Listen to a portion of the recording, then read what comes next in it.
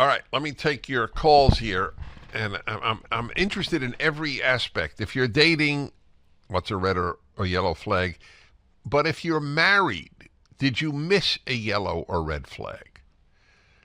That's a good one. All right, Marie in Minneapolis. Hello, Marie. Oh, hello, Dennis. Yes. So my first husband, it was, I'll list it off for you: alcohol use, expletive use, erratic behavior, was a gypsy. He didn't have his green card, entered this country illegally, but he was smart, well read, well traveled. You would meet him at a party and he was the life of the party. He was romantic, chivalrous, wanted kids, but what I thought was head trauma was probably a little bit of mental illness. And I had been engaged 7 times before I finally married him. And my mom was kind of pushing me because I was 34, had never been married and never had kids. I took the leap of faith and got pregnant on our wedding night, and then again.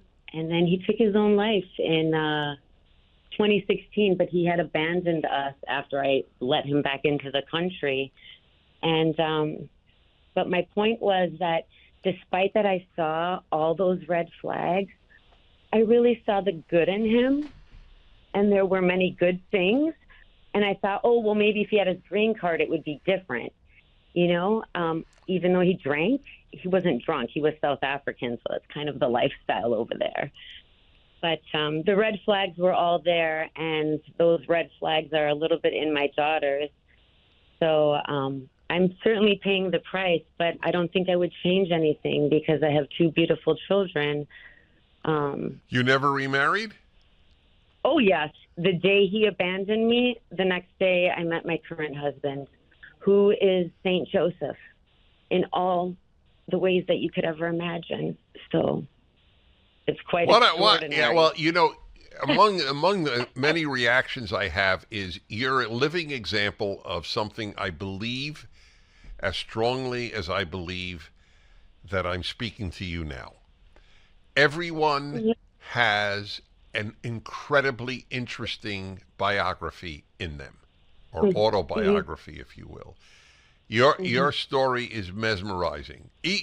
I didn't interrupt you, and I actually bit through my lip so hard I'm bleeding. Yeah. I so wanted to say, when you said you were engaged 7 times, I wanted to say, you were engaged 7 times? How does that even happen? You don't have to answer it now because we don't have the time. But I just want to tell you that really took my breath away. You're the first that I've met who was engaged 7 times. How long were you 2 married? Well, total 3 years, which produced 2 children. So you said, I'm very curious. Are these 2 daughters? Yeah. Is that right? Mm-hmm. Yeah. They're almost like identical twins, 15 months apart. When he entered back into the country, that's when when I left South Africa, that's how I got the second baby. All right, well, that's not my question. My question is, you said something to the effect that they had some of his characteristics. And probably both of mine, but I've always had a job, been employee of the month, high achieving. And he was many. No. Wait. Do they have any of his problematic characteristics? Yeah. Like, yes. Do they drink? Yes. No. Well, the middle child, she's only 15, but I know they experimented. How do you have a middle child if there were 2 of them?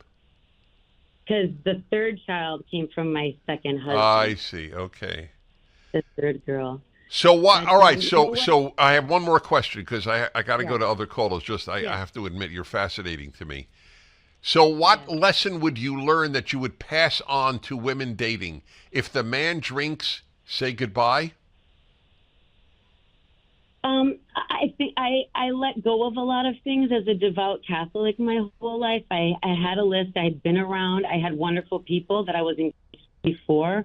But at 19, I wasn't ready to get married. At 22, I wasn't ready. but I felt like my dad had passed at that. All right. Okay. Listen, thank you. Bless you. I'm glad you're married to St. Joseph.